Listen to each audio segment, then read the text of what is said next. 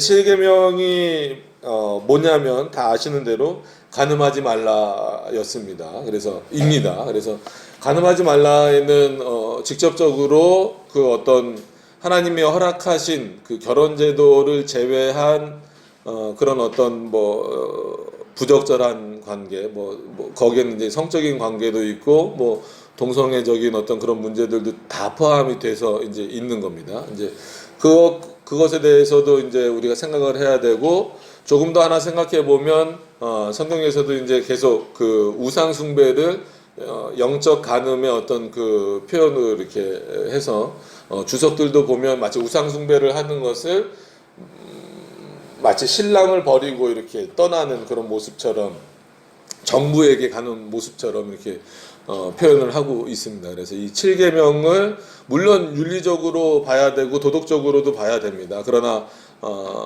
오전에 말씀드린 대로 10계명 전체, 즉 1계명과 4계명 안에서 풀어낼 때는 그런 영적 간음의 문제까지 우리가 볼 수 있기 때문에 그 범위는 우리가 생각하는 것보다 훨씬 넓다라고 지난 시간에 말씀을 드렸습니다. 그런 어떤 내용들을 좀 기억하시면서 이제 71문과 72문은 이제 소요리 문답의 10계명의 독특한 구조인 명하는 것과 금하는 것에 대한 내용으로 한번 살펴보도록 하겠습니다. 그래서 먼저 이제 제7계명이 명하는 것은 무엇인가 보시면, 제7계명이 명하는 것은 참 이 표현이 쉬운 것 같지만 어려워요. 생각과 말과 행동. 이게 물론 우리에게는 다 연결되어 있죠. 연결되어 있으면서도 굳이 이렇게 구별해 놓은 것은 이 세 가지가 다 연결되어 있으면서도 또 독립적으로 서로에게 다 영향을 주는 거예요. 생각은 말에 영향을 주고, 말은 또 생각에 영향을 주고, 또 말과 생각은 또 행동에 영향을 주고, 또 그 행동도 당연히 말과 또 생각이 거꾸로 영향을 주고, 서로 이제 영향을 주고받는 어떤 그런 관계이기 때문에 행동이 더 중요하다, 말이 더 중요하다, 아니면 생각이 더 중요하다, 이렇게 어디가 더 중요하다라고 말하기가 좀 어려울 만큼 우리에게는 좀 복합적으로 이렇게 나타나죠. 그럼에도 불구하고 한번 나눠서 생각을 해보면, 하나님이 이 7계명을 우리에게 주셨을 때에는 그러면 이 표현 그대로 생각하는 것조차도 문제다라고 하는 거예요.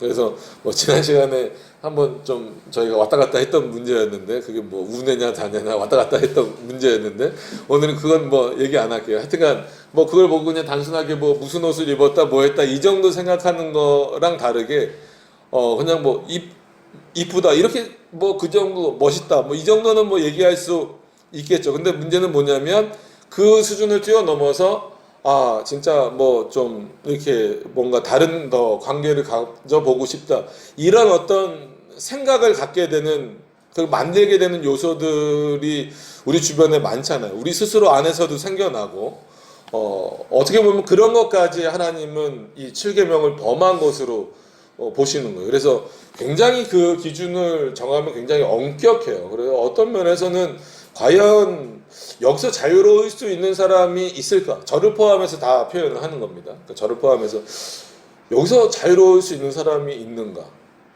그래서 요즘 이제 청소년들 이렇게 입덕이란 표현을 쓰더라고요. 저희 때는 그런 표현을 안 썼는데 팬덤 이런 개념이겠죠. 누구를 이렇게 좋아. 그러면 막 난리가 아니에요. 그래서 너무 이러면 이제 제 나이가 나와도 상관없지만, 제가 고등학교 때였나 대학교 때였나, 대학교 1학년 아니면 고 2, 3학년 그때였을 거예요. 우리나라에 그 뉴 키즈 온 더 블럭인가 그런 팀이 왔었는데, 내한공연 한번 왔었는데 한 명 깔려 죽었잖아요. 그거 보다가 깔려 죽으려는 얘기를 한 게 아니라 끝나고 이렇게 갔는데, 이건 기사에 나온 내용인데 왜 그런 심리가 나온지 모르겠지만 죄송합니다. 거의 대부분 관객들이 여성이었을 거 아니에요. 보이그룹이었으니까. 벗어놓은 팬티가 이렇게 많대요. 여러분들도 모르셨나요? 그 세대가 아니어서 잘 모르신 거죠. 그때 그게 기사에 대서특필하고 그랬었어요. 그러니까 그 정도로 사람이 이렇게 흥분하고 그렇게 되면, 거기서 그런 부적절한 관계를 가졌다는 게 아니라 그게 막 아주 그런 식으로 극단적인 모습으로 나타나는 거예요. 자기 속옷을 벗어 던질 정도로. 그럼 그게 어디서부터 생각되냐면 본인이 인식을 못하는 어떤 막 그 극도의 흥분 상태에서 행동으로 나왔지만 결국은 이 사고부터 나오는 거예요. 그래서 과학을 얘기하는 거를 많이들 안 좋아하시는데, 그래서 우리가 나노라는 어떤 그 단위를 요즘엔 더 작은 단위도 나옵니다. 그래서 우리나라에는 이제 포항공대나 아니면 포항공대가 이름이 바뀌었죠. 그 다음에 저기 뭐 대전에 있는 카이스트나 이런 데 가면은 원심 가속기 거기밖에 없대요. 솔직히 공대 정도 되면은 그런 원심 가속기나 이런 것들은 다 있어야 되는데 그만큼 우리나라는 너무 이과를 이렇게 좀 저기 하는 것 같아요. 근데 이 나노도 거기에서 이거보다 더 작은 입자는 없을 것 같다라고 했는데 뭐 지금은 뭐 힉스 입자부터 해갖고 많은 입자들이 나왔잖아요. 근데 뭐 일반적으로 이 나노가 나왔을 때 어떻게 설명을 했냐면 이게 머리카락 둘레에 굉장히 머리카락 길이가 아니라 머리카락 그 둘레를 잰 거에 몇백만 분의 1 그게 이제 나노 단위란 말이에요. 그러면 그러니까 이거를 시간으로 거꾸로 환산을 하면 뭐 0.1초 개념도 아니에요. 그러니까 순간이란 표현을 쓰기에도 너무 아주 짧은 시간입니다.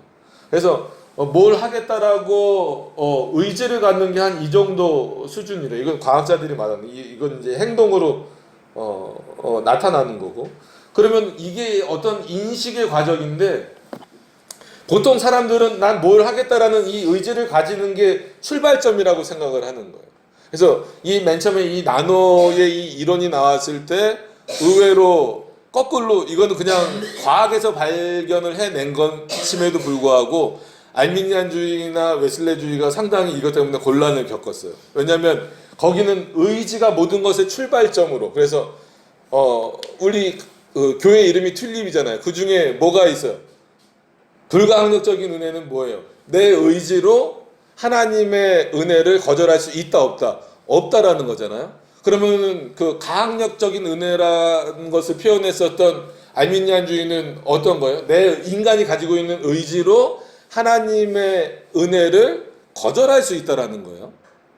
근데 의지를 처음으로 덧버렸었는데 여태까지 그렇게 생각을 했는데 과학은 이걸 풀려고 한 건 아니고 다른 걸 풀고 나서 보니까 아니네.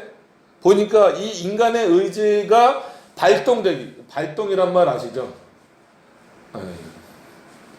이렇게 발동되는 어떤 그 과정에 우리도 모르는 외부 입자, 이걸 이제 외부 입자라고 해봅시다. 외부 입자들이 들어온다는 거예요. 들어와서 이 의지가 발동이 돼서 시작이 되는, 행동으로 나타나는 거예요. 그러면은 어떻게 보면 시작이 여기가 아니라 여기라는 거예요. 이 수많은 요 단위들이라는 거예요.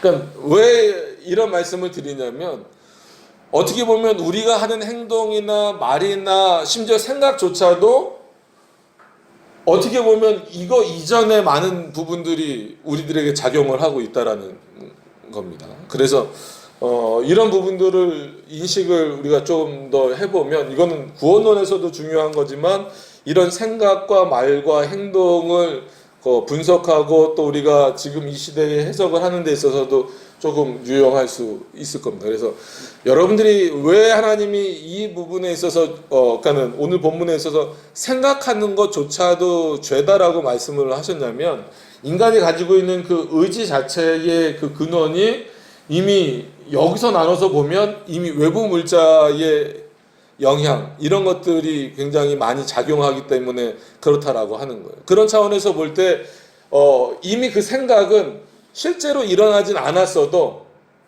이 의지 자체가 거의 뭐와 똑같이 연결될 수 있는 거예요. 행동을 한 것과 똑같이 연결될 수 있다라는 거예요. 그러니까 이 사고 속에서는 요 틀 안에서의 사고 속에서는 그런 차원에서 하나님은 생각만 하더라도 그것이 죄다라고 표현을 하시는 거예요.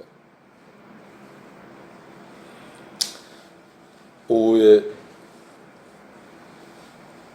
피곤하신데 과학 얘기를 해서 죄송합니다. 오히려 이해가 더 될까 해서 말씀을 드린 건데 더 혼돈이 되신다면은 그러니까는 그 말씀드리고 싶은 거는 생각 왜 행동은 안 했는데 그 너무하신 거 아닙니까? 생각만 해도 죄다라고 하는 것은 너무 인간에게 가혹한 거 아닙니까? 라고 말하는 사람들에게 오히려 현대 과학이 그렇지 않다라는 것을 증명해 보여주고 있다라는 거예요. 이 행동이 나타나기까지가 뭐 얼마 아주 짧은 이 시간인데 내 의지라고 하는 것, 그래서 이것을 내가 컨트롤할 수 있다라고 생각하는 그 인간의 그 본성적 우월감이나 악함 자체가 이 안에 그 과학적 방식에서도 이미 다 깨져 버린다는 거예요. 결국 내 의지가 시작이 아니라 의지를 발동시키는 그 외부로부터 오는 원인들은 내 스스로도 끊어낼 수가 없다라는 거예요. 그런 차원에서 이 생각이라고 하는 것 자체가 그만큼 어디에 지배를 받고 있느냐가 중요하다라는 거예요. 한마디로 남자가 여인을 보고 그런 어떤 뭐 음욕의 마음을 품거나, 그럼 여자도 마찬가지죠. 여자도 남자를 보고 어떤 음욕의 마음을 품는 것은 그것은 내가 조절할 수 있는 어떤 그런 문제의 차원이 아니라는 거죠. 그렇기 때문에 그러면은 결국은 누구에게 우리 차원에서 우리가 볼 때 누구에게 의지해야 될 수밖에 없느냐라고 했을 땐 결국은 하나님의 말씀으로 돌아올 수밖에 없고 성령 하나님의 도우심을 간구할 수밖에 없다라는 거예요. 왜냐하면 우리 스스로는 이 의지를 통제할 수 없다라는 게 과학에서도 증명되고 있다라는 거예요. 못 믿으시겠으면 그 네이처지라는 잡지를 한번 나중에 찾아보세요. 거기에 나오는 내용이에요. 그래서 인간의 의지가 그렇게 하나님이 갖고 계신 의지처럼 같은 이퀄 관계로 생각하면 큰일 난다라고 하는 것을 말씀을 드립니다. 그런 차원에서 생각이 드는 것 자체는 벌써 그 외부에서 들어오는 그 많은 것들이 나의 생각을 이렇게 바꿔 놓았다라고 하는 거예요. 그러니까 처음부터 그런 것들을 접하지 않은 경우, 뭐 그런 거 이제 많이 보잖아요. 예를 들면 뭐 그런 뭐 약간 뭐 이렇게 19금 영화라든지 아니면 뭐 더 나아가서 진짜 포르노라든지 이런 거를 봐도 됩니까? 안 됩니까? 그러니까 보는 것 자체가 뭐 행동으로 가진 않는데 어떻게 되는 겁니까? 그런 잔상들이 예를 들어서 남는 거죠. 만약에 보게 된다면 그 잔상들이 남게 되고, 그러면 그것이 결국은 어떤 대상을 봤을 때는 그것과 연결이 되면서 순간적으로 이걸 지워버렸지만 이런 것이 다 연결이 되면서 복합적으로 행동으로 탁 나타나는 거예요. 그러니까 그런 차원에서 보면 7계명뿐만이 아니라 모든 계명 자체가 그런 생각 자체가 드는 것 자체가 바로 이 계명을 범한다라고 하는 것이 하나님이 절대 무리수를 둬서 우리들에게 하시는 말씀이 아니다라고 하는 것을 알 수 있는 거예요. 그래서 과학이 성경을 증명하지는 않아요. 절대로. 그거를 이제 과학을 가지고 성경을 증명하려고 했던 그 사람이 이제 판덴베르크라는 사람이 있는데 그런 입장이 아닙니다. 그런 차원에서 설명을 드린 건 아니고 이제는 현대과학이 많이 발전해서 오히려 성경의 이런 내용들을 조금 더 분명하게 드러내주는 방식, 그러니까 도구로서 좀 과학을 쓸 수 있는 거예요. 그러니까 생각으로만으로도 죄가 된다라는 것에 있어서 많은 사람들이 오히려 그거는 좀 너무 과하게 표현하는 거 아니냐라고 했을 때 오히려 현대과학에서는 그것을 더 증명해주는 그런 내용이 되는 겁니다.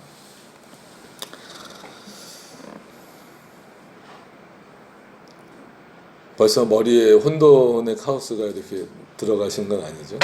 도움이 되시라고 말씀을 드린 거였는데, 아니면 그냥 잊어버리세요. 근데 다른 건 잊어버리시면 안 되고 생각만도 죄다라는 건 잊어버리시면 안 됩니다. 그리고 말도 당연한 거죠. 말도 좀 이렇게 막 심하게 하는 경우 이런 부분들이 상당히 많습니다. 뭐 욕뿐만이 아니라 뭐 실제 이제 쓰는 단어나 뭐 이런 것 중에서도 예를 들어서 성관계, 아니면 뭐 영어로 하면 섹스 뭐 이런 게 되겠죠. 그러니까 이런 단어들이 부끄러운 단어가 됐다라는 것 자체가 이미 인간이 그 타락한 본성이 됐다라는 거예요. 그러니까 그리고 부부 사이에서는 그게 상당히 중요한 용어지만 여전히 그런 사이가 아닌 곳에서는 그거는 부끄러운 단어가 아니라 조심해야 될 단어라는 것. 이것에 대한 그 구별점이 있어야 된다라는 것을 분명히 기억을 하셔야 돼요. 그러니까 행동도 마찬가지고. 행동도 그런 거 보면은 상당히 가학적으로 실제로 부부관계에서도 그렇게 나타나는 경우가 있기 때문에 말씀을 드린 겁니다. 그러니까 오늘 그것이 쉽지 않아요. 왜냐하면 재체계명이 뭘 말하냐면 생각과 말과 행동이 하나님이 말씀하신 대로 이 간음하지 말라를 정확하게 이해내지 않으면 뭘 못하냐면 우리와 및 이웃의 정조를 보존하는 것. 이걸 못한다라는 거예요. 그러니까 우리니까 나도 들어가고 옆에 사람도 들어가고 및 이웃이니까 심지어 모르는 사람들의 정조라는 거잖아요. 그러니까 평생 정조를 지키라는 차원이 아니라 정상적인 어떤 그런 부부 관계가 되기 전까지 그것을 지켜줄 수 있는 어떤 그런 게 이 교회의 문화가 돼야 되고 그것을 또 세상에다 심어줘야 되는 문화가 돼야 되는데 그것이 되지 못하면 오히려 그것이 교회 안에서도 열려버리면 그러니까 이 동성애가 열리면 그리고 동성애 어떻게 보면 동성애가 열리면 다른 것도 다 열리고 동성애가 열릴 가능성이 지금 있다라는 것은 이미 그 전 문제들이 많이 열려 있어서 문제라는 거예요. 그러니까 한마디로 뭐 여기 표현이 이제 정조라고 나왔으니까 뭐 순결로 바꿔도 되고 뭐 정조로 이해하셔도 되고 다 좋아요. 근데 어떤 부분이든지 간에 이것이 그만큼 중요하다라고 하는 것에 대한 인식이 우리 안에서부터 사라지고 있다라는 게 이제 문제거든요. 그래서 뭐 위안부 문제라든지 이런 것들은 뭐 다시 한번 생각을 해봐야 되는 거예요. 뭐 군대 가는 곳은 뭐 당연히 있어야 되는 것처럼 성경에 당연히 있어야 된다라고 말한 적이 없어요. 그러니까 그런 것들에 대한 인식을 그럼 세상이 할 수 있느냐 못한다라는 거예요. 타락한 인간이 안 돼요. 우리도 타락했지만 그래도 하나님의 말씀 그리고 이 십계명을 가지고 있는 자들이 이것을 지켜내지 않으면 이 생명윤리 더 나아가서는 이 생명윤리에 대한 내용들을 지켜내지 않으면 이거는 그 방어선이 완전히 무너져 버리는 거예요. 그래서 이제 낙태 문제도 마찬가지라고 말씀을 드렸고 정저 문제도 마찬가지라고 그랬고 그래서 뭐 토요일 날 뭐 이렇게 노인 어른들 나와서 뭐 이렇게 서로 이렇게 토크하는 프로그램이 있더라고요. 그래서 어저께인가 이렇게 하길래 봤더니 토요일이어서 봤더니 뭐 예를 들어서 이제 결혼하기 전에 동거를 먼저 한다. 그래야 맞는지 안 맞는지 알 수 있다. 이거에 대해서 이제 논쟁을 하는 거예요. 그러니까 이게 논쟁거리가 된다라는 것부터가 우리에게서는 말이 안 되는 건데 세상에서는 이게 논쟁이 돼서 거기는 이제 노년층들이 그 모인 곳임에도 불구하고 한 50명 정도 모였는데 다 50명이 반대가 아니고 그 중에서 한 18명에서 한 20명 정도가 동거해도 괜찮다라는 거예요. 60대 이상인데도. 그러면은 솔직한 얘기로 점점 젊은 층으로 내려오면은 그 퍼센테이지가 어떻게 될까요? 높아지면 더 높아지지 낮춰지지 않을 거 아니에요. 그럼 진짜 이 남자랑 이 여자랑 살아보다가 안 맞으면 그냥 또 헤어지고 저 남자랑 또 저 여자랑 또 이렇게 살다가 또 안 맞으면 헤어지고 이게 지금 세상의 문화로 흘러가고 있고 이거를 교회에서 브레이크를 걸어주질 못하고 있는 거예요. 그러면 만약에 그런 어떤 게 젊은 층들의 문화다라고 한다면 과연 그럼 교회 안에 있는 청년들에게는 안전하냐는 거예요. 솔직히 교회는 안전지대여야 돼요. 그런 부분에 있어서. 근데 그러지 못한 경우가 너무 많아요. 실제적으로. 그러니까 사고의 변화도 그렇고 실제 벌어지는 일들을 봐도 그렇고 그런 부분들에 있어서 성경의 내용을 들어가기 전에 왜 이 소위 문답을 해설서를 쓰면서 십계명 해설서를 쓰면서 두 줄밖에 안 되지만 이런 내용을 써놨을까? 이것을 한번 깊이 여러분들이 고민을 해보셔야 돼요. 쉬운 문제가 그렇게 아니라는 거예요. 생각하고 말하고 행동하고 이거는 서로 다 엮여져 있는데, 그래서 지난 시간에도 말씀드린 것처럼 연애할 때 그럼 어느 정도까지 허용을 할 거냐? 당연히 그러면은 이 7계명에서 명하는 것처럼 우리와 및 이후의 정조를 보존하라. 이거는 당연한 거고. 그럼 이거를 보존하지 못할 정도의 수준이라면 그거는 각자마다 약간씩 수준이 다를 수 있으니까 거기서 멈춰야 돼. 아무리 연애를 한다 할지라도. 그래서 어떤 면에서는 연애를 오래 하는 그런 청년들에게 하는 말이 7계명 범하려고 하지 말고 빨리 결혼해라. 그렇게 권해요. 오히려. 그러니까 이런 부분들이 교회 안에서 잘 교육이 되어져야 돼요. 근데 저부터도 여기 서서 이렇게 말할 때 상당히 부담스러워요. 이렇게 표현하는 게, 단어를 쓰는 것도 그렇고, 그러니까 그만큼 이게 숨는 거예요. 그러니까는 쉽게 말하면 하나님께서 아담과 하와를, 뭐 좀 쉽게보다도 노골적으로 말하면 아담과 하와를 만들어 놓으시고, 그러면은 그럼 한 몸이 됐다라고 했을 때는 부부가 됐다라는 의미입니다. 그러면은 에덴 동산에서는 아담과 하와가 그냥 같이 손만 붙잡고 있었을까요? 그렇지 않단 말이에요. 그렇다라고 해서 그 모든 나머지 것이 전부 다 열려버리면 안 되는 거예요. 그 이후에. 어느 정도는 그 역사상으로는 당연히 이제 근친 간의 그 관계도 허용될 수밖에 없었고, 그러나 넓어진 이후에는 이제 보편 인류화 됐을 때에는 그건 분명한 죄입니다. 그래서 그것을 구분해내는 것도 그렇게 쉽지 않아요. 이런 것을 규명해내는 게. 그래서 우리가 거룩이란 것만 생각하니까 마치 에덴 동산에서는 어떤 그런 성적 행위들이 없었던 것처럼 생각을 하는데 그렇지 않습니다. 그건 하나님 안에서는 분명히 말씀드리지만 부부 안에서는 성이 어떤 거예요? 아름다운 거예요. 그리고 그 부부관계를 유지하는 데 상당히 도움을 주는 그런 내용입니다. 근데 그것이 벗어났을 때에는 그거는 하나님 앞에서 범죄가 되는 거예요. 이 7계명에 걸리는 거예요. 이런 문제들이 이제 어렵습니다. 자, 일단 72문을 보고 좀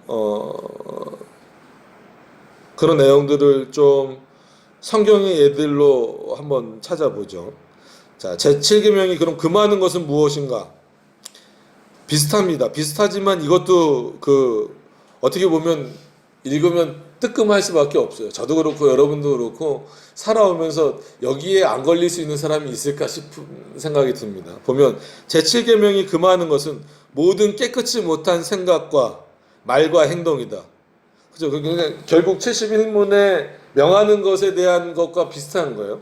그러니까 그걸 왜 못 지키느냐? 그러니까는 우리와 및, 그러니까 나를 포함한 겁니다. 나와 우리와 및 우리의 정조를 보존하는 일을 왜 그럼 못하느냐라고 했을 때에는 깨끗이 못한 생각과 말과 행동을 하기 때문이다라는 거예요. 그러니까 그렇게 해야 되는데, 그러니까 간음하지 말라. 그럼 이거를 간음하지 않기 위해서는 어떻게 해야 되느냐? 말과 생각과 행동을 똑같이 딱 붙잡고 있어야 돼요. 내 생각도 그렇게 되지 않도록 말씀으로 움직여야 되고, 언어도 그렇고 행동도 그렇고. 그래서 우리 교회 주제가, 저희는 뭐 매년 2019년도 주제는 이겁니다, 2020년도 주제는 이겁니다라고 아니라 그랬잖아요. 말씀대로 생각하고 말씀대로 말하고 말씀대로 행동하자. 이게 그냥 우리 교회 주제면서 표현입니다. 근데 늘 말씀드리지만 되게 어려운 거예요. 솔직한 얘기로. 말씀대로 생각한다? 모든 문제를 그렇게 쉽지 않습니다. 성경에서 모든 답을 주지 않는 것처럼 보이잖아요. 근데 성경에서는 모든 답을 주고 있어요. 그러니까는 우리가 생각하는 어떤 그런 여러 가지 케이스 바이 케이스로 불리어질 만한 내용들이 없기 때문에 그렇지, 모든 것들을 성경 안에서 생각할 만한 내용들을 하나님이 다 넣어주셨단 말이에요. 그리고 말하는 데 있어서도 그리스도인이기 때문에 조심해야 되는 부분이 있고 행동하는 것도 말씀대로 하고 그만큼 어려운 겁니다.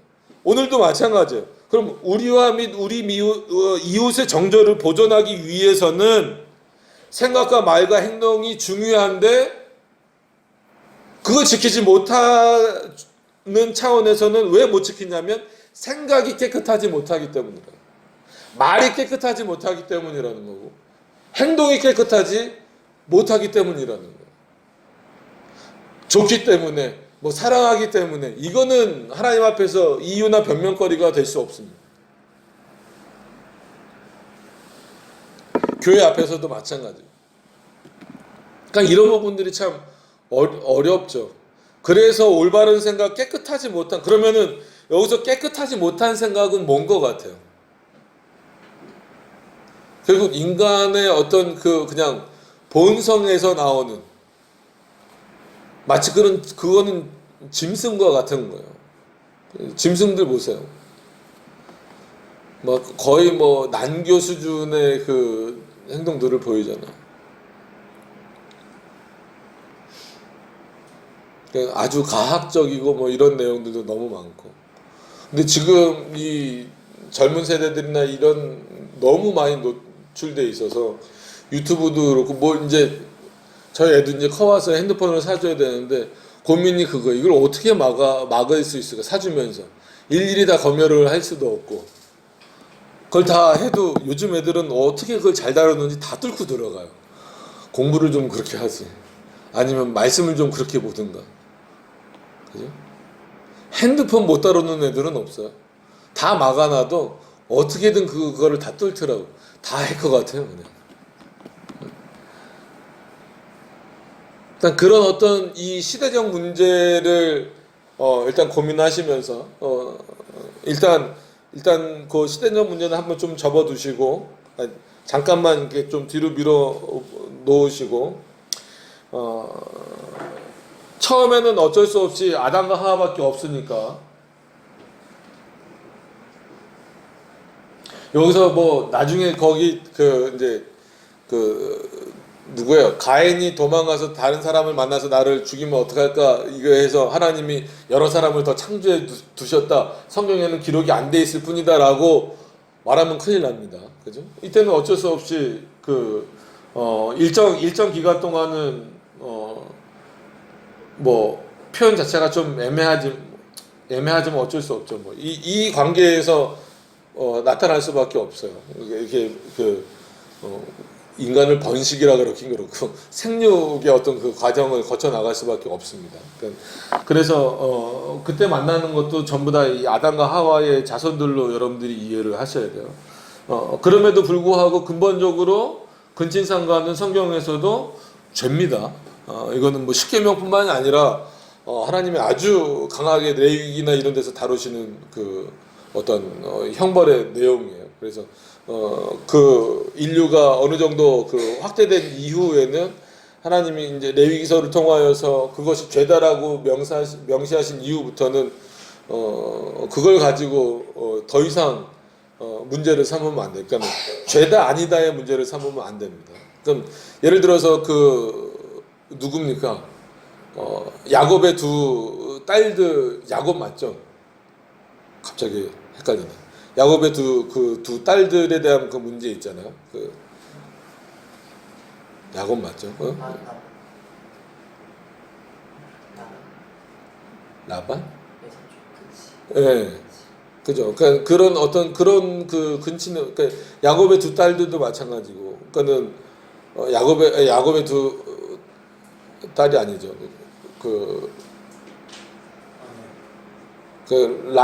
라헬하고 그 문제도 일부 다쳐는 조금 나중에 얘기하려고 그러고 아버지 이렇게 술 먹이고 갑자기 생각이 롯인가요? 그 두 딸들이 그거는 죄입니까 아닙니까? 죄예요. 예. 죄예요. 말을 하고 행동하고 다르게 죄입니다. 그러니까는 그것을 통하여서 하나님이 일시적으로 어떤 그 방식을 풀어나가시는 그 역사하시는 도구로서 딱 허용을 하시는 부분이 있지만 그거는 죄인 건 분명한 거예요. 그러니까 그것을 가지고 죄가 아니다라고 말하면 안 돼요. 그러니까는 일부 다처에 대한 문제도 그렇고 일부 다처에 대한 문제도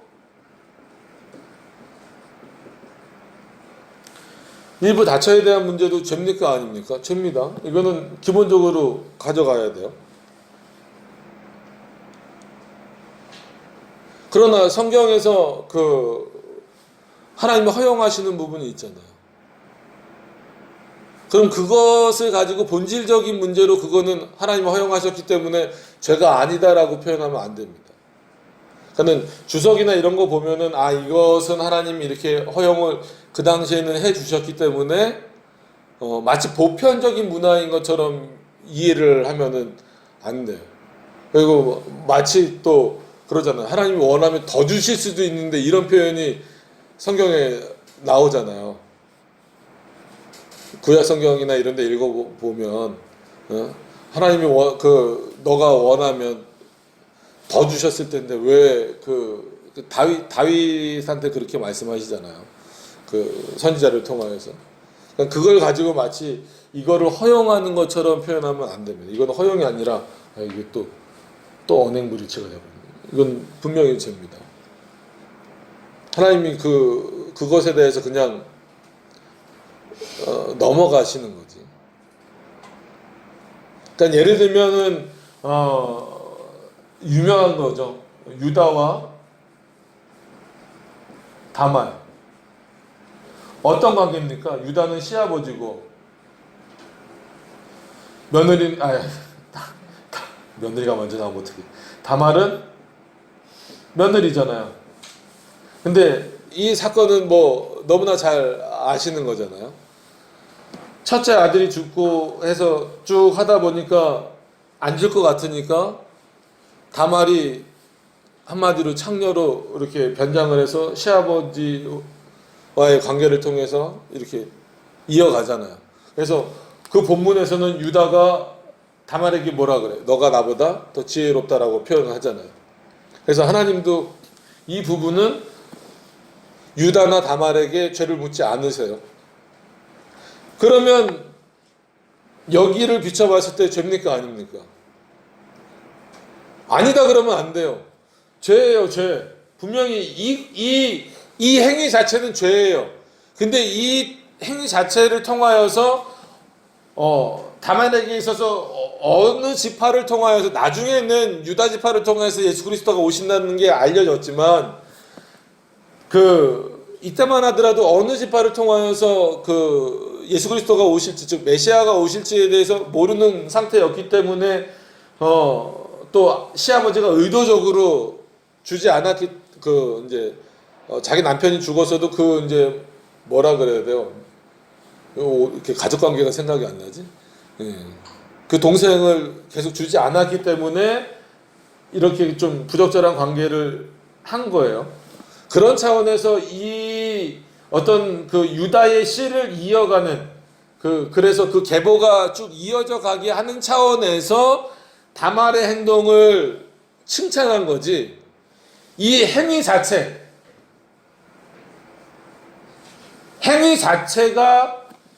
죄가 아니다라고 말하면 안 된다는 거예요.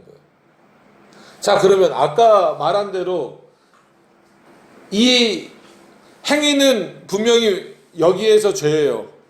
그런데 이 다말이 갖고 있었던 생각, 그 다음에 말, 다 나오죠? 행위.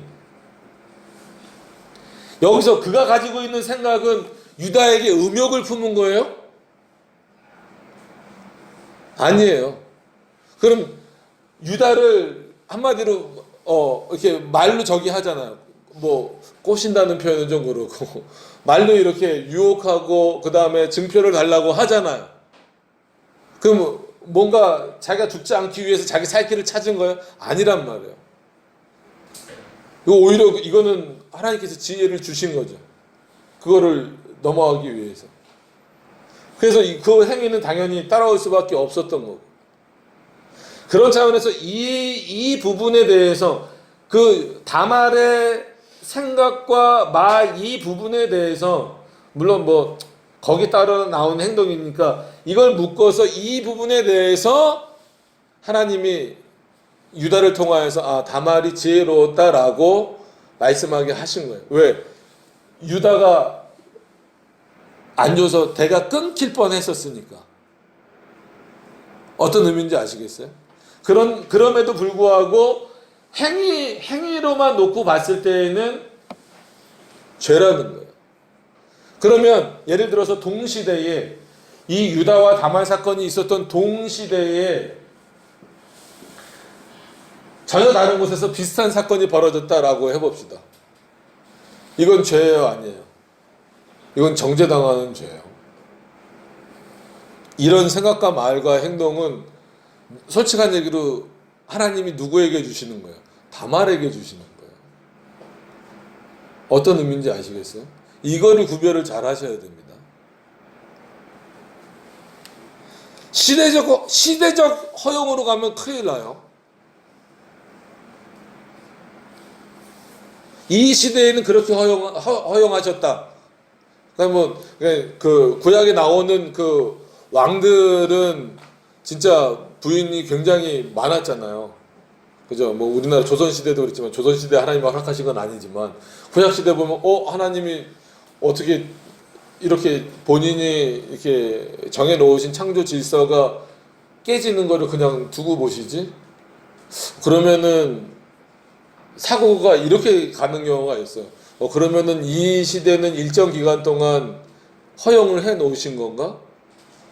그럼 하나님이 허용을 해 놓으셨으면 그 기간 동안에는 죄가 아닌 거네?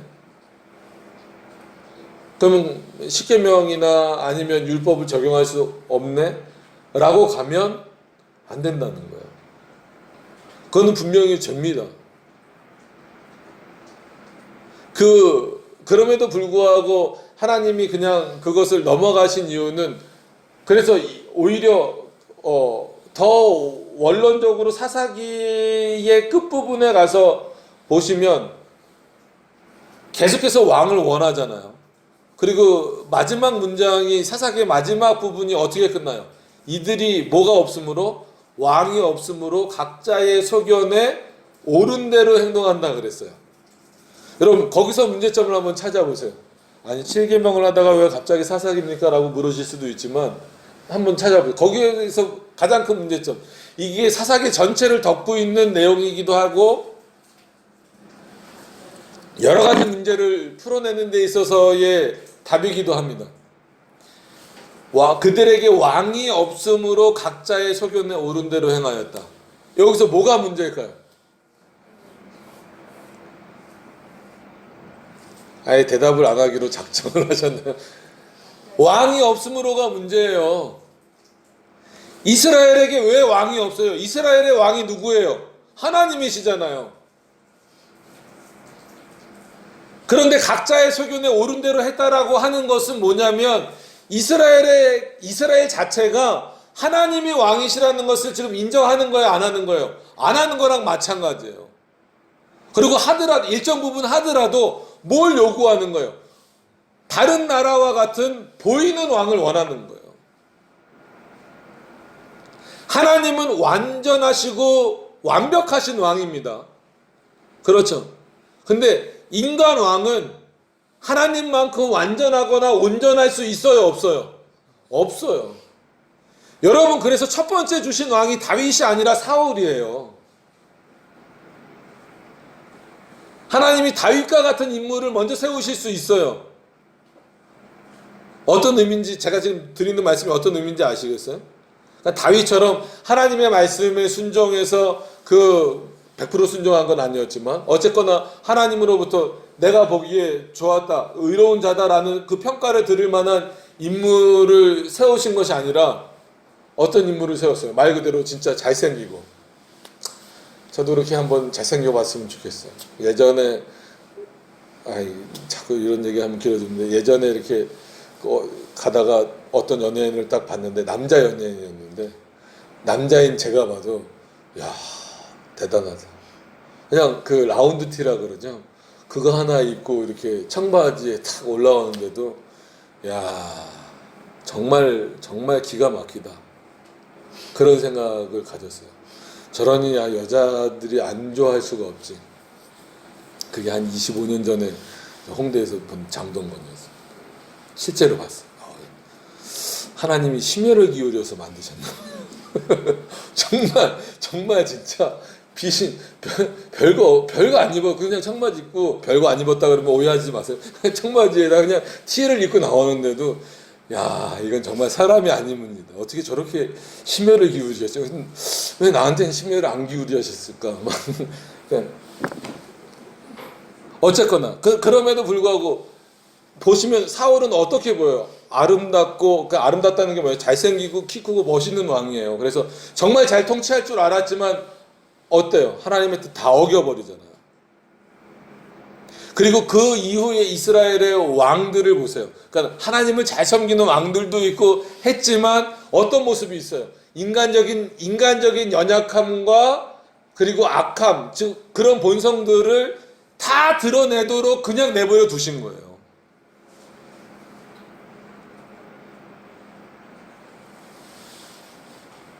이거는 하나님을 잘 섬기고 안 섬기고의 문제가 아니라 어떻게 보면 이스라엘 스스로가 자초한 문제예요. 하나님이 왕이시다라고 하는 것을, 그러니까 주변 나라의 왕들, 인간 왕들을 쳐다보지 말고 정말로 우리의 왕이신 하나님, 눈에 보이지는 않지만 실제로 우리를 통치하시는 왕은 하나님이시다라고 하는 것을 분명히 그들이 믿고 각자의 소견에 옳은 대로 하면 안 되죠. 그때도 누구 말씀대로 해야 돼요? 하나님의 말씀대로. 그리고 사사를 통해서 전해지는 하나님의 말씀대로 살면 되는 거예요. 근데 자꾸 뭘 요구하는 거예요, 이스라엘 백성들이? 그런 사사들 말고 저 주변 나라들처럼 왕을 달라는 거예요. 그 왕을 줘버리니까 그 왕은 정말 웃긴 게 왕을 세웠잖아요. 그죠? 이스라엘 백성들이 왕을 세우고 나서 한마디로 자기네들이 누렸던 모든 것들을 다 포기해가면서까지 왕에게 모든 권력을 다 줘버린 거예요. 왕이 있기 전에 이스라엘의 모습은 어떤 모습이에요? 말 그대로 그 하나님의 말씀을 들으면서 자유롭게 사는 그런 모습인데, 그 다음부터는 하나님의 말씀보다도 누구의 말에 절대 복종해야 되는 거예요. 왕의 말에. 그 왕이 하나님을 잘 섬기든 못 섬기든 간에 왕의 말에 절대 복종을 하면서 살아야 되는 거예요. 하나님과의 단절을 가져오는 그것을 자기네들 스스로가 불러일으킨 거예요. 그래서 그 중에 하나님이 한마디로 좋은 왕도, 그러니까 자신에게 순종하는 왕도 세우시고, 그 다음에 한마디로 악한 왕도 세우셨지만, 어떤 왕이든지 어떤 왕을 비유해서든지 누구보다 못하다라는 것을 인식하도록 하셨어요. 하나님보다 못하다라는 것. 그리고 그래서 그 왕들을 보면서 누구를 더 생각하라고? 전능하신 하나님이 실제 우리의 왕이구나라고 하는 것을 생각하도록 하신 거예요. 그게랜다. 그분이 친히 이 땅에 오신 것이 예수 그리스도시고, 그래서 예수 그리스도가 교회의 머리시면서 세상의 왕이시다라는 거예요. 예수님이 일부 다처하셨습니까? 그럼 자유주의 신학자들 그렇게 얘기해요. 제가 농담하는 거 아니에요. 그래서 영화 중에도 그런 거 있어요. 예수님의 고민. 그래서 십자가에 돌아가시기 전에 참 입에 담기도 민망하고 가서 한 대 때려주고 싶지만 십자가에 돌아가시기 전에 마리아랑 하룻밤 보내셨다고. 이때 한번 욕을 해야 되는 건데 저게 저를 쳐다보고 있어서 그렇게 생각하는 경우도 있어요. 그럼 완전히 예수 그리스도를 그냥 인간으로만 놓고 보는 거죠. 그러니까 예수 그리스도조차도 어디서 벗어날 수 없다는 거예요. 인간의 근본적인 어떤 그런 부분에서도 벗어날 수 없다라고 보는 거예요, 그 사람들. 우리는 그렇게 보면 안 되는 거예요. 그래서 이런 부분들은 이때 일어났던 그런 부분들은 시대적으로 모든 왕들이 그랬고 한마디로 아브라함도 그렇고 뭐 모세도 그렇고 다 그런 모습들을 보이니까 아, 그 시대는 그냥 하나님이 허용을 하셨나 보다. 그거를 죄라고 묻지 않으셨나 보다라고 표현을 하는데 그렇지 않습니다. 그들이 일부 다처지만 하나님을 잘 섬기는 모습이 있었고 거꾸로 하나님 그들을 택하여 주셨기 때문에 어떤 차원에서는 이런 부분을 죄지만 죄가 아닌 것으로 여겨주시는 거죠. 그러니까 이해를 잘 하셔야 돼요. 모세와 그냥 쉽게 그냥 다윗으로 합시다. 다윗과 아니면 어떤 A가 있다라고 해봅시다. 그럼 하나님이 다윗은 택하시고 이 A는 버리셨어요. 그럼 구원의 문제에 있어서는 그러니까 이거는 여러분들 방종으로 가라는 것이 아니라 예를 들어 드리는 거예요. 구원의 문제에 있어서는 하나님이 택하시고 버리셨기 때문에 일부 다처가 구원의 문제에 영향을 미칩니까? 안 미칩니까? 안 미쳐요. 미치지 않아요. 이거에 대한 죄는 물으실 수 있어도 미치지 않아요. 그러나 이들에게 있어서는 이런 것들만 이것만이 원인이 아니라 모든 것들이 다 원인이 돼서 이건 다 죄가 되는 거예요. 그거의 형벌의 원인이 되는 거예요. 그러면 생각해 보면 다윗만 그런 것이 아니라 모든 사람들이 이 당시에는 다 그런 거예요. 이게 이제 보편화된 거죠. 그렇기 때문에 또 말씀드리지만 그 시대는 열어놨다라고 보면 안 되는 거예요. 하나님은 거기서 꼭 집어서 다윗을 향하여서만 의롭다라고 말하셨으니까. 나머지는 언급이 전혀 없어요. 그리고 오히려 모든 부분들은 이 십계명과 율법 안에서 해결하도록 하셨단 말이에요. 그래서 주석들도 잘 보셔야 돼요. 칼빈 주석에서도 그렇고 뭐 어거스틴이나 이런 부분에서도 보면 자칫 잘못 보면 일부 다처를 인정하는 것처럼 보이는 부분이 있어요. 그건 전체 문맥을 다 보셔야 됩니다. 그러니까는 예를 들면 다윗과 같은 경우에 이제 밧세바를 범하고 이런 부분에 대해서 하나님이 결국은 그냥 넘어가시지 않아요. 그냥 넘어가신 것 우린 전체만 자꾸 보니까 하나님께서 그 넘어가시고 오히려 더 원하면 더 줄 텐데 너가 왜 그렇게 우리아를 죽이면서까지 그렇게 밧세바를 뺏었느냐 이렇게 표현을 하는 것을 가지고 그럼 하나님 더 주시겠 이건 뭐지? 이렇게 이해를 하는 경우가 많이 있는데 그건 그렇게 해석을 하면 안 됩니다. 하나님께서 이 다윗을 사랑하시는 어떤 그런 차원에서 이 부분에 대해서 그냥 허용적 차원에서 넘어가신 거지 이것을 죄가 아니다라고 말하면 안 돼요. 다른 부분에 있어서는 그러면은 칼빈이 결혼이나 이런 부분에 대해서 표현한 것은 이중적인 게 되는 거죠. 철저하게 십계명을 기준으로 해서 표현하고 있어요. 일부 다처에 대해서는 근친상간도 마찬가지고 아주 강력하게 비판을 하고 있습니다. 그럼에도 불구하고 주석적인 차원에서 그러면은 일어난 사건이잖아요. 성경에서 일어난 사건. 그 사건을 어떻게 풀어나가느냐의 문제에 있어서 그 죄로 말미암아 그 행위로 말미암아 다윗이 하나님으로부터 버림받지 않는다는 거예요. 그래서 제가 이 얘기를 끌어낸 겁니다. 이해를 우리가 잘 해야 돼요. 그것으로 말미암아 하나님이 다윗을 버리시지 않으셨다라는 거예요.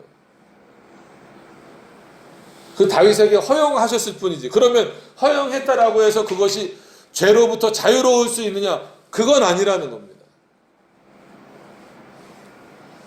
회개의 방식을 늘 요구하시는 거예요, 하나님께서.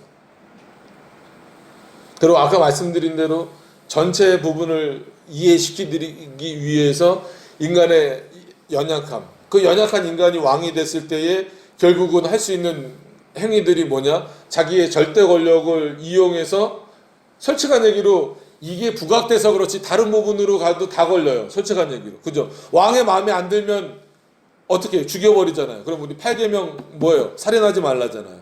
그럼 여기 걸리는 거예요. 솔직한 얘기로. 지금처럼 뭐 삼심제도가 아니잖아요.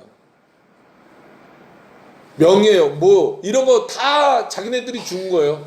여러분 이스라엘 백성들이 저희가 이제 사사기를 끝났기 때문에 다시 또 사사기를 언제 볼지 모르겠지만 사사기를 보면서 가장 큰 문제는 뭐냐면 참 이스라엘 답답하다. 여러분들도 마찬가지예요. 저도 그렇고 거기서 지금 교회로 이렇게 그래서 한정시켜서 놓고 보면 어떤 목사가 하나님의 역할을 대신하게 해서는 절대 안 되는 겁니다. 그죠? 우리 교회의 머리는 누구시라고요? 제가 아니라 하나님이에요. 예수 그리스도예요. 저는 하나님의 말씀을 대언하는 거죠. 그럼 사사로서 충분함으로 그들이 살아갔으면 되는 건데 계속해서 인간 왕을 원했기 때문에 그 결과는 이렇게 나타나는 거예요. 일부 다처만 문제입니까? 아니죠. 왕에게 다 갖다 바쳐야죠. 왕이 동원하면은 뭐 진짜 성벽도 지으러 가야죠. 돈도 못 받고. 이런 부담을 결국 이스라엘 스스로가 자처한 거예요. 그리고 오히려 하나님은 그런 부분을 허용하심으로 말미암아서 이스라엘 백성들로 하여금 우리들의 진정한 왕은 누구시다라고 하는 것을 깨닫게 하시는 거예요. 하나님이시다라고 하는 것을 깨닫게 하시는 거예요. 그런 차원에서 오늘은 이제 7계명이니까 이 부분이 죄가 되는 거지만 나머지 왕들의 죄들도 상당히 많아요.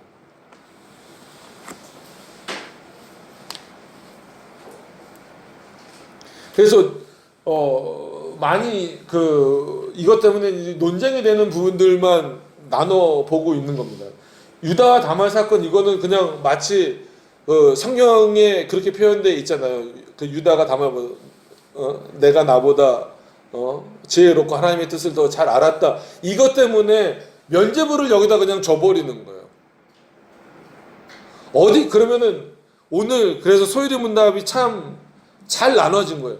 어디까지는 면죄부가 주어질 수 있을 것 같아요. 생각과 말과 행동에서.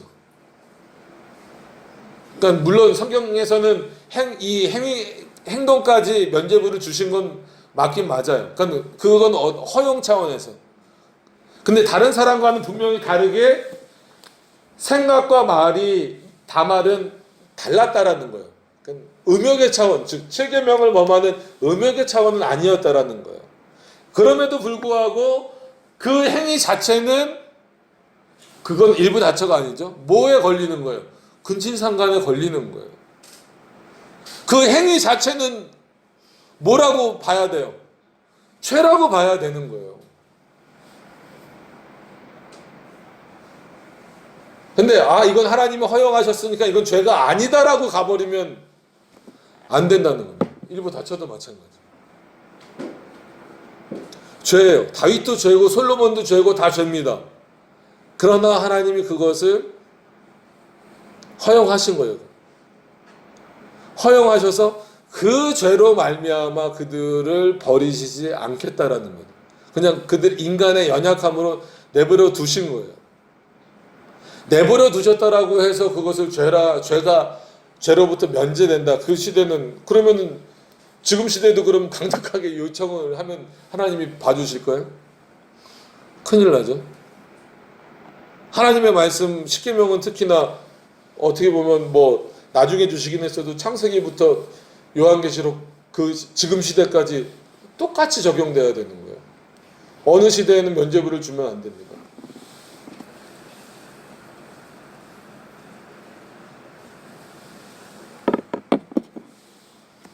그러니까 이런 문제에 대해서 이제 반론으로 올라오는 게 하나님이 허락하시지 않았느냐. 그래도 다윗을 보고 기뻐하신다 그러지 않으셨느냐. 아니면 이 유다와 다말을 보면서도 다말을 칭찬하지 않으셨느냐. 그래서 결국은 이 유다와 다말 사이를 통하여서 결국은 예수 그리스도가 오시게 되지 않았느냐. 그럼 이건 오히려 더 높여야 되는 거 아니냐. 다말을 더 높여야 되는. 그럼 높이면 뭐 동상이라도 하나 세워줄까요? 그런 차원으로 가면 안 되는 거예요. 오늘 나온 것처럼 생각과 말과 행동, 그러니까 이 생각과 말에 있어서는 분명히 하나님이 주신 지혜로 그렇게 했지만 그 행위 자체는 근친상간이라고 한 거기서부터 벗어날 수는 없어요. 이게 옳다고 그거를 허용해주면 안 됩니다. 그건 어느 시대나 마찬가지. 요 사건 자체도 마찬가지고, 일부 다쳐 그 바세바 사건 그것도 마찬가지고. 그러지 않으면 지금 전부 다 흔들려요. 여러 가지 모양으로 흔들려요. 지금도 솔직한 얘기로 수면 안에 가라앉아 있는 것처럼 보이고 안 그런 것처럼 보이지만 우리나라는 이거는 이제 문제가 되지만 근친상간이나 이런 거는 뉴스에 심심찮게 나오잖아요. 교회 안에서도 그렇고 그런 문제들이 터지는 경우도 많고 상당히 십계명을 잘못 적용하고 있는 거예요.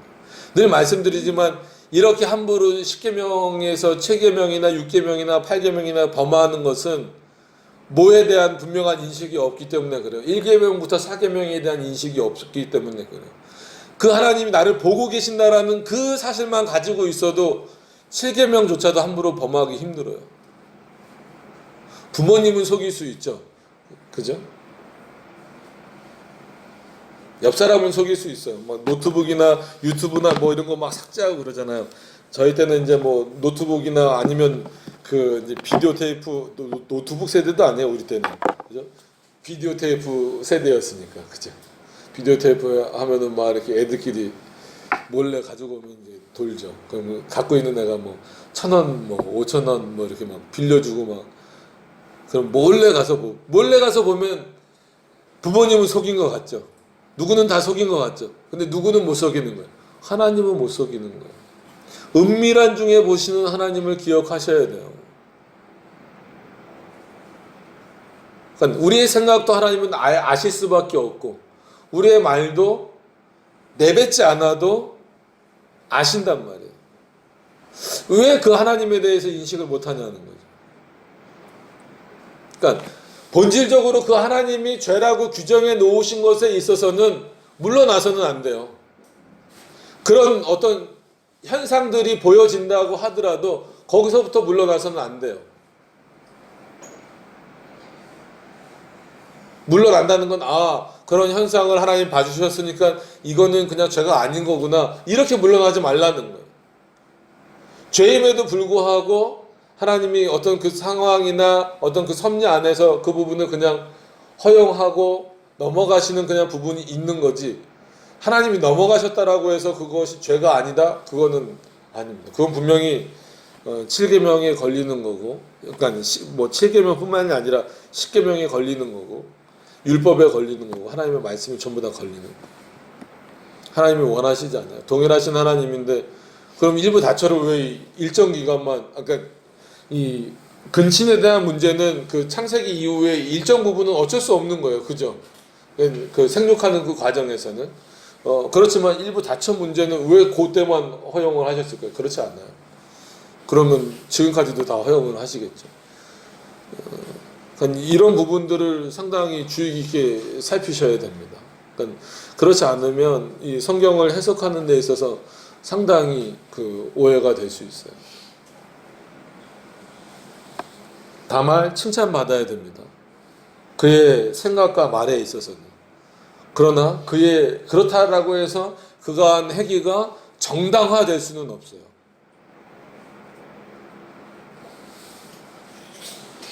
이거는 솔직한 얘기로 지금도 계속 논쟁거리고 논쟁 중이어서 이거를 아니다라고 주장하는 분들도 많이 계세요.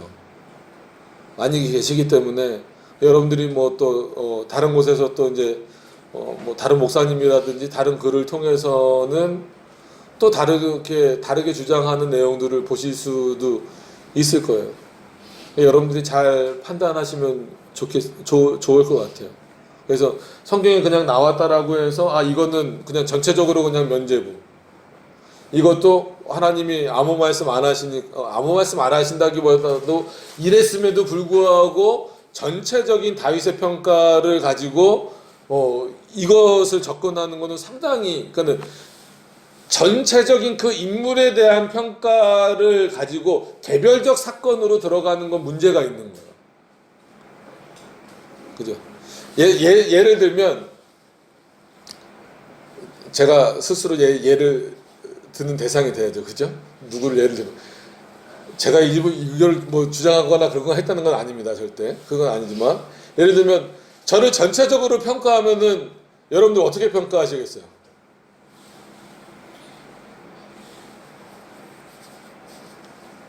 아무 생각을 안 해서 보신다. 그냥 뭐 개혁신학을 하려고 열심히 하려고 하여튼 발버둥 치는 그냥 목사다. 그냥 그렇게 평가를 여러분들이 만약에 해주세요 좀. 그렇게 하신다고 하면 제가 개별적인 문제에 있어서 다 저는 죄가 면제되는 겁니까? 아니잖아요. 예를 들어서 제 실수로 뭐 차를 운전하다가 사고를 낼 수도 있고 아니면 개인적으로 저도 감정이 있어 막 화가 나갖고 별 문제도 아닌데 애한테 소리를 지르거나 아니면 집사람한테 막 소리를 지르거나 막 동네 사람하고 막 싸우거나 이건 개별적인 문제잖아요. 그러니까 전체적으로 김명석 목사다라고 했을 때는 그냥 뭐 부족하건 어떠건 간에 개혁신학을 그냥 하려고 발버둥 치는 어떤 그런 인물로 평가할 수 있지만 해주세요. 있지만 개별적으로 그런 사건을 놓고 봤을 때에는 그때는 뭐예요? 그거는 그렇다라고 해서 제 죄가 면제되는 건 아니잖아요. 그죠? 그건 그거대로 잘못한 거예요. 그렇다라고 해서 또 이 개혁신학을 열심히 하려고 하는 게 문제가 되는 건 아니란 말이에요. 어떤 의미인지 아시겠죠? 그런 차원에서 하나님께서 다윗을 전체적으로 평가하실 때 그 평가 내용이 뭐라고요? 다윗은 의로운 자다라는 거예요. 누가 보시기에? 하나님이 보시기에. 그렇게 인정을 하겠다라는 거예요. 하나님은 그렇게 하시겠다는. 그럼에도 불구하고 그의 개별적인 사건으로 들어와서 봤을 때에 이 부분은 죄예요? 아니에요? 죄라고요. 그렇다라고 해서 이게 죄라고 해서 다윗의 의로움이나 하나님이 다윗을 택하신 부분에 영향을 줘요? 안 줘요? 주지는 않는다라는 겁니다. 그러니까 이런 구별이 좀 어렵긴 하지만 이게 오해돼서 하나님이 다윗을 의롭다라고 여겨주셨기 때문에 이런 부분까지 죄가 아니다라고 몰고 가버리면 이거는 진짜 이거야말로 완전 성화 개념이 돼버리는 거잖아요. 아니요? 그런 생각 안 드세요? 저만 드나요? 그런 문제들이 있습니다. 그래서 이 7계명을 통해서 지금 우리 현재 상황을 이해하는 것도 상당히 중요하지만 성경을 해석하는 그 내용도 중요합니다. 그래서 대표적인 것만 말씀을 드렸어요. 그래도 요 정도만 이해를 좀 잘 하셔도 좋을 것 같고 아까 밀어놨던 지금 문제 간단하게 정리하면서 결론을 내리겠습니다. 왜 간단하게라고 말씀을 드렸냐면 모세에게 주셨을 때 당시나 지금이나 똑같은 거예요. 변하지 않습니다. 하나님의 말씀은 변하지 않아요. 똑같이 적용하셔야 돼요. 지금 시대가 어느 때인데라고 말씀하시면 안 돼요. 우리가 사는 시대보다 하나님의 시대가 더 우리는 상상할 수 없을 만큼 넓어요. 그 하나님이 우리에게 주신 말씀이에요. 그렇기 때문에 이거는 시대에 따라서 변할 수 있는 내용이 아닙니다. 아시겠죠? 지금은 이런 시대입니다라고 아무리 말해도 거꾸로 다시 말해줘야 돼요. 그런 시대를 초월해서 주신 말씀이 성경이라는 거예요. 그리고 십계명이에요. 그래서 영원한 도덕법이라고 부르는 거예요. 만약에 시대를 초월하지 못한다면 영원한 도덕법이라고 부르지 않을 겁니다. 하나님이 영원하시다라고 부르지 않을 거예요. 그러나 하나님이 영원하시고 영원한 도덕법이기 때문에 이 계명은 지금도 그때나 지금이나 앞으로도 영원토록 우리에게 이 말씀 그대로 지켜져야 된다라고 하는 것을 분명히 기억을 하셔야 돼요. 그래서 우리와 및 우리 이웃의 정조를 보존하는 일에 힘쓰고 애쓰셔야 돼요. 그래서 청년들 그 다음에 뭐 어린 아이들에 대한 어떤 교육과 심지어 단속과 뭐 표현이 좀 그렇지만 검열과 이런 것들을 교회에서 철저하게 해야 돼요.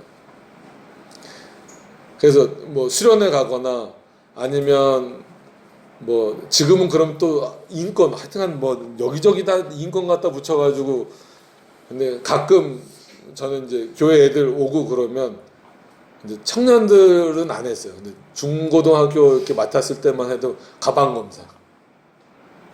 별게 다 나와요. 교회 오는데도 그리고 왜 그걸 교회 갖고 오는지는 잘 모르겠는데 별게 다 나와요. 담배도 나오고 소주병도 나오고 진짜요. 그 뭐 비디오 테이프 그런 아까 말씀드린 그런 비디오 테이프도 나오고 별게 다 나와. 그럼 그 교회 왜 갖고 왔겠어요? 담배 왜 갖고 왔겠어요? 교회 오면서 피고 싶다는 거. 피고 왔든지 가면서 필 거든지 아니면 그게 비디오 테이프 그런 보면 안 되는 그런 비디오 테이프 가방 안에 들어 있어. 그럼 왜 그거 왜 들었을까요? 그때 비디오 테이프였어요. CD도 나중엔 발견을 했지만 보려고 아니면 보고 싶어서 아니면 내 거를 누구 주려고 그게 교회 안에서도 자연스럽게 이루어진다면 아무리 하나님의 말씀으로 고상하게 포장을 한다 할지라도 십계명에서 심각한 문제를 일으킨다라고 하는 것을 여러분들이 기억을 하셔야 돼요. 그래서 성경은 이 성경대로 이렇게 분명한 그 기준에서 개별적인 사건들을 이해하시면서 풀으셔야 되고 동시에 지금 우리도 마찬가지로 이 계명에서 절대 벗어나지 않는다. 이건 변화되는 것이 아니다라고 하는 것을 기억을 하셨으면 좋겠습니다. 기도하도록 하겠습니다.